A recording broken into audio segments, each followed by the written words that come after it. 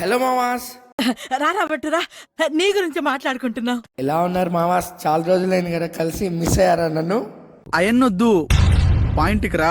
Point ఏంటంటే ఈరోజు కాలేజ్లో మా సివిల్ మ్యాచ్ ఉందన్నమాట. కానీ అంతకు ముందే సర్వేయింగ్ ల్యాబ్ ఉంది, అది కంప్లీట్ చేయాలి. యాందిరయ్యా యాన్ చేస్తున్నా.